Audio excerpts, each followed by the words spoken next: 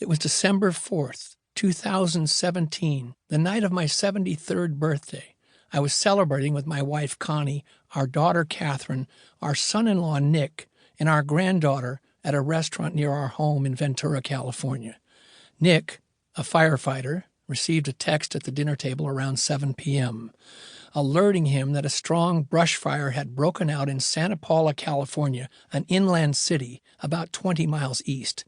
There was no indication of an immediate problem. As the evening wound down, Connie and I said our goodbyes and made the short drive home. We noticed that the wind had picked up.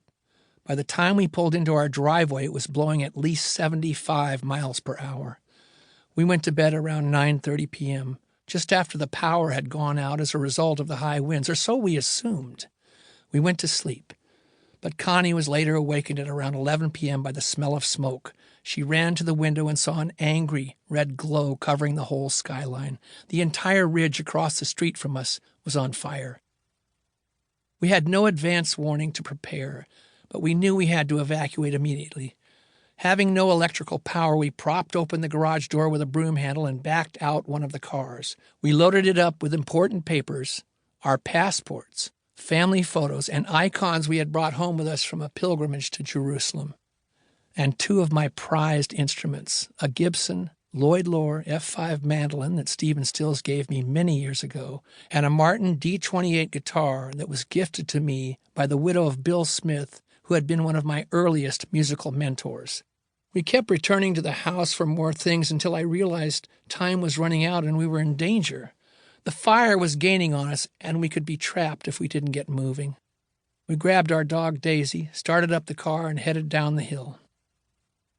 Having grown up in California, I was used to brush fires and their destructive potential when combined with powerful Santa Ana winds.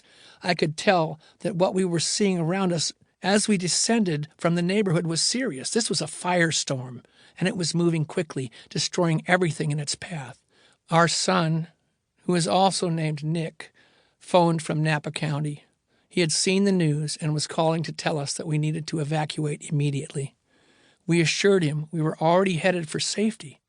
My phone rang again. It was John Jorgensen, one of my longtime friends and musical collaborators who happened to live with his wife Dixie on one of the city streets down the hill from the fire. He urged us to come to their house. When we arrived, we stood outside their door and where we could see the fire roaring across the hillside. Houses were literally exploding. We decided to evacuate to a hotel near the beach to avoid the danger zone. As we left, however, we hit complete gridlock. The county was evacuating families to the local fairgrounds for temporary shelter, and we got caught up in the traffic. The route was overwhelmed with thousands of people from all over western Ventura County heading there with their horses and livestock. I turned the car around to go the other direction, but we soon discovered that the only available hotels were in the San Fernando Valley, almost an hour away. We eventually gave up and headed back to John and Dixie's for the night. I slept through the night. Connie didn't. At about 5 a.m, she saw a fire battalion chief parked with a bank of engines, holding the line where the hillside neighborhoods met the flatland. She asked if it was possible for him to check his interactive map to see if our home was still standing. He promised to do more than that. "I'll go up and check for you," he told her, "and I'll call you in 20 minutes. He kept his word. When Connie answered her phone, he said, "If I have the right place, I think your house made it, but everything around you is gone." When the sun rose, we decided to drive up the hill to check on our home.